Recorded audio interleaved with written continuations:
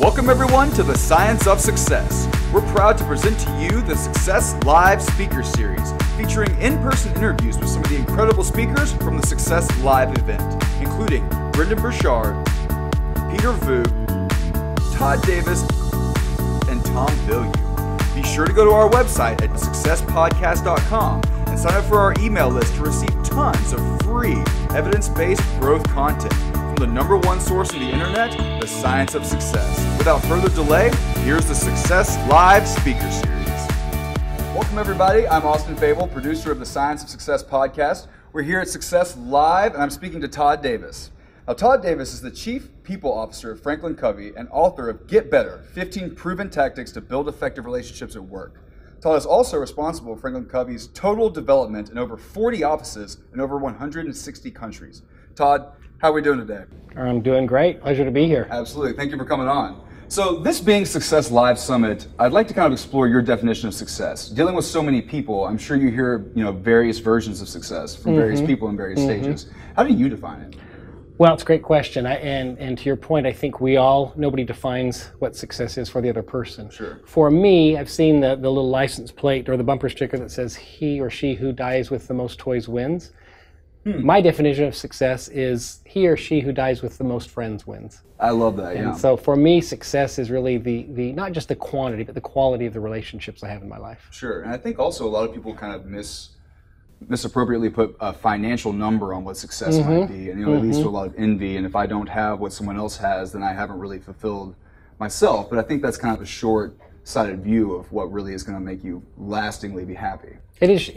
In my opinion, it is short-sighted, and you certainly want to be able to financially take care of the people in your immediate family that you love and all that, but who defines what is enough? And I think that's the challenge we get into, is it's never enough. So if my definition of success is having a certain amount of money, I'll never get there. Right. This will always be that next peg. That's right. That's right. So let's dig into the meat a little bit. How do we build effective relationships at work? Because it is a bit of a different dynamic, right? I mean, there's a lot more red tape. It's not like you're just friends at a bar or something. It's a workplace setting. How do we kind of build these effective and mutually beneficial relationships? Well, you practice all 15 practices that I put in my book. Yes, sir. Yes, sir. But I would say at the foundation, it's really having a sincere, genuine interest in the other person.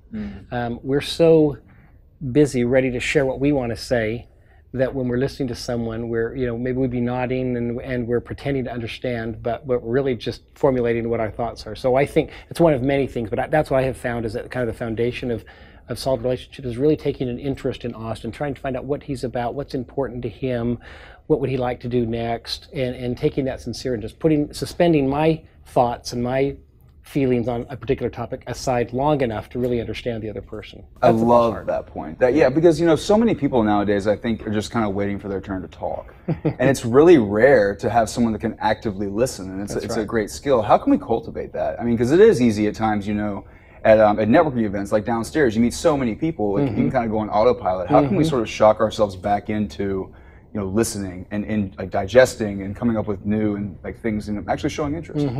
Well, one way that I found and that I talk about all throughout the book is, first of all, it starts with you. All meaningful change comes from the inside out. So first and foremost, model that very behavior. I can be frustrated that someone's never listening to me, but am I taking the time to really listen and understand them? So I think first modeling it, and modeling it sincerely, not just pretending to model it, and then I think actually bringing it to someone's attention. I have someone very dear in my life that I shared with them the fact that I feel like they're always ready to share their ideas with me, but never interested in my ideas. And I love this. So after my divorce, no, that's not my wife, it's someone else, but bring it to their attention. We all have blind spots. This is a good person. I think most people are good. And more often than not, it's just bring it to someone's attention. Hey, I'm sure you're not aware of this thing you're doing, but here's what's getting in the way of us being closer or having a better relationship, whether it's at work or at home. And so I think in the right way and in a trusted relationship, it's safe to bring those things to someone else's attention. Sure, and honesty is so important too. I mean, I've actually had an experience as well where I told someone, I'm like, I sat there and I said, purple, blue, green giraffe. And he looked up and was like, I was just like, you have no idea what I'm talking about, do you? And it's just, and the look on his face was just so like, my God. Taken aback. Like, I don't. But it's really, I mean, when you bring it to someone's attention, and he never did it again, It's just kind of, you realize that that's such a great example. I'm going to use that story. Thank you. But it's such a shock to them, too, because you can get on autopilot, you don't realize you're doing it. That's right. So back to effective relationships, there's hierarchies at work. If you're my manager, but I want you to like me, we want to have a good relationship, how would that change how I would go about building a relationship with you? Well, again, when I coach a lot of people and have learned from a lot of my own mistakes, transparency is of utmost importance. So I honestly, it sounds simple, but I coach people to go to the manager and say, hey, I want us to have a great relationship. Mm-hmm. I want to be your star employee. Right.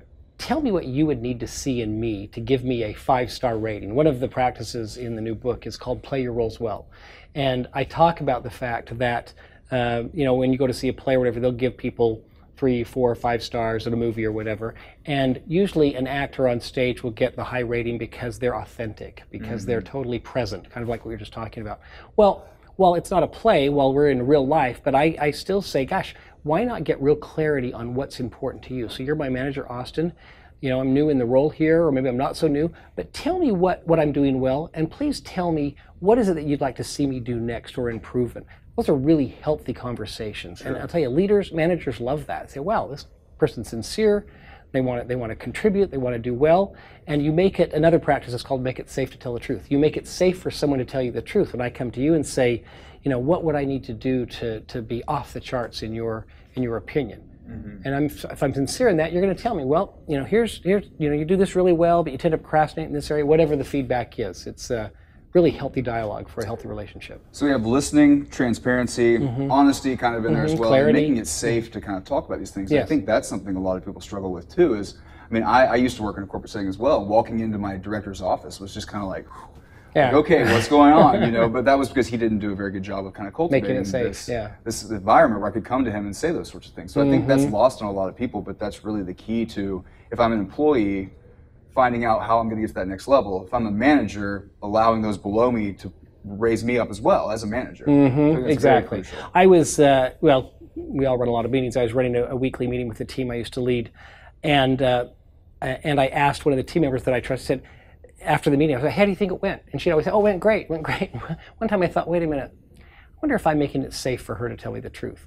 So what I said to her the next time is, before the meeting, I said, I'll call her Stephanie. I said, Stephanie, I'm trying to get better at running these meetings. I know I've done them for a long time. I'm sure there are some things I'm doing okay, but I'd really like to get better. Would you mind, in addition to participating and tuning into the meeting, would you mind taking some notes? And I'd love to get with you tomorrow or the next day and get your feedback. That's how you make it safe to tell the truth. That tells Stephanie in this case, wow, he really is interested in getting better. He really wants to do a good job. And then I can't tell you what valuable feedback I got from an interaction like that really helped me to get better. And I'm sure for her, Stephanie will call it, to have you want her notes and to see how she thought about it, that's empowering for her as well. Absolutely. Yep. So something else that we've talked about on the show a couple of times that I think is kind of, it's sort of bleeding out, but it's emotional intelligence. It's these people skills. It's the ability for me to look at you and say, Todd might be uncomfortable right now, or, I need to reach out and say, are you okay, or something like that. And you can't really, you can teach those things, but they can't be automated. It's not something that you can just put on automate and like a robot couldn't do it. Right. If you're interviewing somebody, you're trying to build your team, and that's important to you, how do you sort of look for those soft skills that are people skills and allow you to really bring a team together and connect with one another? It's a great question. We practice, and it's nothing new. It's a very old style of behavioral interviewing, meaning instead of just asking you preset questions, that's good, but talk about experiences, real life experiences. So the candidate isn't trying to guess what the right answer is. You're just asking them to tell you a story. So Austin, tell me about a time where you were in a relationship with your boss. It wasn't going so well, and maybe he or she was disappointed with a particular outcome. How did you handle that? And you ask questions like that. There isn't no right or wrong answer. People will walk you through an experience, and from that, a good recruiter or a good interviewer, they can hear and they can see, okay, Austin's pretty intuitive, or he takes the time to read people, or he didn't get defensive, or this or that. So that's what we do to try and find some of those softer skills, but yet very important skills from a candidate. It's funny, I've actually been asked that exact question before in an interview. It's a tough one because how'd you do? Did you get hired? I did get hired actually, but it's kind of one of those things where you're, it's almost like admitting a flaw where your manager wasn't happy with you, right? But then it's also evaluating that emotional intelligence of, okay, you knew they weren't happy with you. Now, how did you go about figuring out they weren't? Exactly. This isn't your question, but I want to share this anyway. Sure, another really vital question that I have found to ask is, tell me about a time, Austin, when you got some feedback and it was kind of offensive, or you felt at first, but then you got over the defensiveness and you actually thought, you know what, she makes a good point, and you implemented that feedback. If people can't come up with well, I can't really think of a time, that tells me a lot, in not a good way, that, okay. Whereas someone says, oh man, I get feedback all the time, and while I don't agree with all of it, here's one that happened where that tells me people are open to improving, to getting better, to mastering whatever it is that they're doing. So that's another question. I love that, because it shows that you're able to sort of, if you and I are at odds and you give me feedback, I can maybe say, some of that might be because of our current situation, but some of that might be true. And it takes time for me to look into myself and realize, hey, maybe Todd's right here. Maybe I could do a little bit better job of listening, or whatever it might be. That's right. In Practice 13 of the book, which is called Make It Safe to Tell the Truth, we talk about the importance of evaluating the feedback.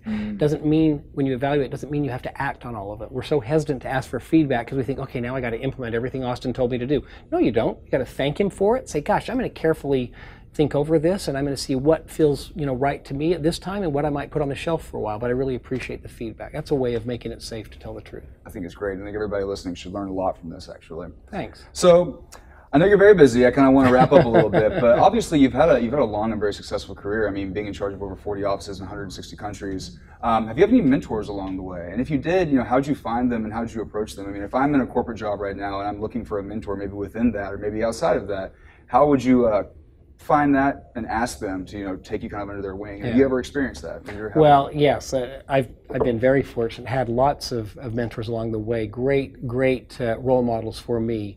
I'm very fortunate in that area, and in a nutshell, I look and watch and observe people who are kind of modeling the characteristics and the qualities that I would like to have, or I would like to be known for. And even if I think I have them, or at least I'm starting to have them, I gravitate towards those kind of people, because just being around them, kind of following what they do, helps to raise my level in that particular skill. So I've sought out mentors. I've asked, again, I don't mean to keep referring back to this practice, but I asked, in Making It Safe to Tell the Truth, I asked people for feedback, sincere feedback. Say, hey, you're somebody I admire and respect. You've known me for a while now. I know I don't do everything wrong. I'm sure there are some things I do well, but what are some things that what are some things that I do well, but also, and I'm not looking for compliments there, but what are some things that I could improve in? And I think that's a great way of enhancing your skill set and seeking valid feedback from mentors. I think a lot of times negative feedback is much more valuable than positive feedback. I can act on it. I can do something about it. So hey, Todd, we want to be respectful of your time. I know you're very busy right now, but I want to make sure that people can find you online. Where can we go to learn more about the book and what you're up to? Thank you for asking. Well, the book launches on November 7th. It's for pre-sale orders now. And if they go to getbetterbook.com, they'll find everything they need to know to order it.